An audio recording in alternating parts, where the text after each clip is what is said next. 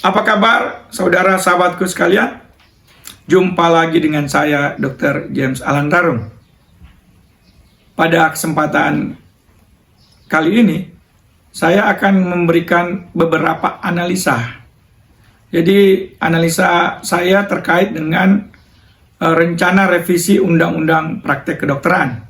Kita tahu akhir-akhir ini wacana tentang revisi atau perubahan Undang-Undang Praktek Kedokteran sangat gencar, baik oleh para netizen, para masyarakat, dan jelas disambut positif juga oleh beberapa anggota DPR RI, khususnya Komisi 9, yang memiliki kewenangan untuk melakukan revisi undang-undang ini bersama-sama dengan pemerintah.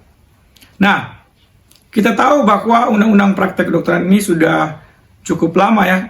Ini pada tahun 2004. Jadi memang kalau dilihat dari waktunya dan berbagai perkembangan di dunia kedokteran sampai sudah tahun 2022 ini, maka memang sudah layak untuk diperbaiki memang Undang-Undang Praktek Kedokteran ini.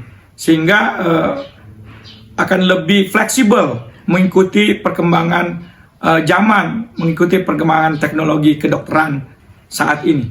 Nah, pertanyaan yang paling penting adalah siapa yang paling berkepentingan sebenarnya untuk dilakukan revisi Undang-Undang Praktek Kedokteran ini.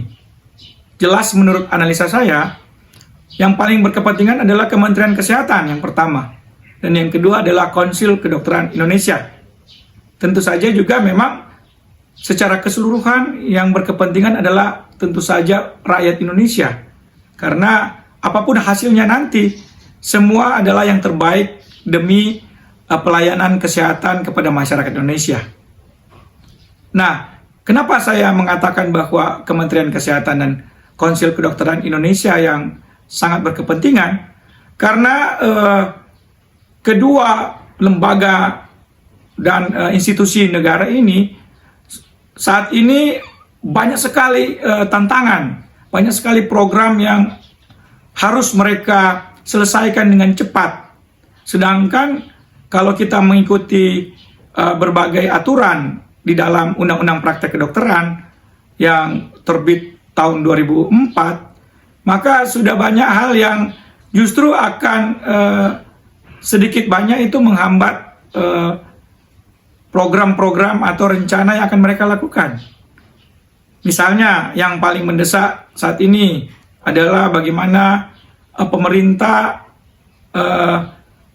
melakukan distribusi tenaga dokter atau tenaga kesehatan ke seluruh Indonesia, sehingga tenaga dokter itu, baik dokter umum maupun dokter spesialis itu bisa tersebar merata di seluruh pelosok negeri, tersebar di 34 provinsi seluruh Indonesia, di mana kita tahu sampai saat ini banyak sekali para dokter, terutama dokter spesialis itu masih berkumpul atau terkumpul di kota-kota besar, sehingga rasio pelayanan kepada masyarakat meskipun secara nasional masih dikatakanlah masih bisa kita terima, tetapi kalau kita lihat di daerah-daerah tertentu sangat jauh dibandingkan dengan standar ideal yang dikeluarkan oleh WHO. Oleh karena itu, Kementerian Kesehatan ini sangat berkepentingan untuk membuat aturan yang lebih sederhana, lebih mudah, sehingga untuk melakukan mobilisasi distribusi ini akan lebih lancar, lebih cepat dilakukan. Begitu juga dengan Konsil Kedokteran Indonesia. Banyak sekali kewenangan Konsil Kedokteran Indonesia ini ternyata dalam tanda petik ini mentok, karena ada berbagai aturan di Undang-Undang Praktek Kedokteran yang tidak mengakomodasi ataupun memiliki syarat-syarat yang justru membuat Konsil Kedokteran Indonesia ini jadi hanya bersifat dalam tanda petik tukang tanda tangan saja ya, hanya pemberi stempel saja, pemberi cap saja. Maka KKI tidak mau lagi seperti itu. KKI ingin betul-betul mereka sebagai sebuah konsil kedokteran Indonesia memiliki kewenangan penuh untuk menjaga standar mutu kedokteran Indonesia dan untuk mengawal dokter-dokter yang resmi tercatat atau legal, sehingga mengurangi risiko dokter-dokter yang abal-abal, katakanlah. Begitu juga KKI ingin bahwa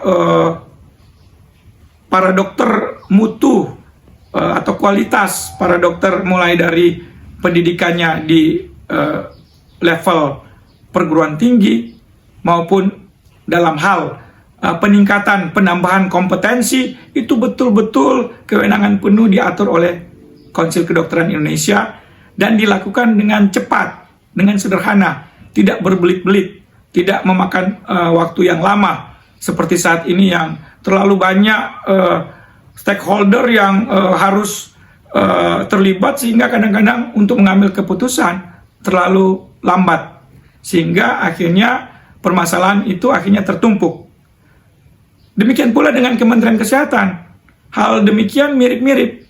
Oleh karena itu, menurut analisa saya, maka yang paling berkepentingan untuk revisi Undang-Undang Praktek Kedokteran adalah Kementerian Kesehatan dan Konsil Kedokteran Indonesia.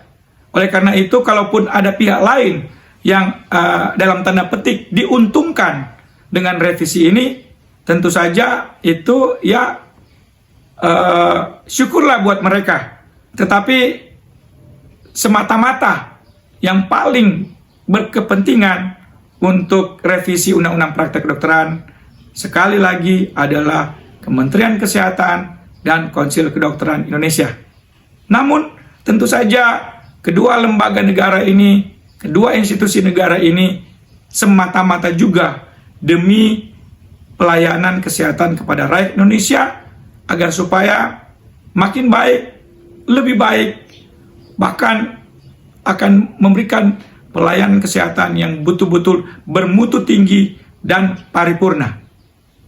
Oke, kira-kira demikianlah sedikit analisa saya tentang wacana atau rencana dalam waktu dekat ini akan dilakukan revisi Undang-Undang Praktek Kedokteran oleh pemerintah dan Komisi 9 DPR RI. Terima kasih, sampai kita berjumpa kembali. Salam sehat.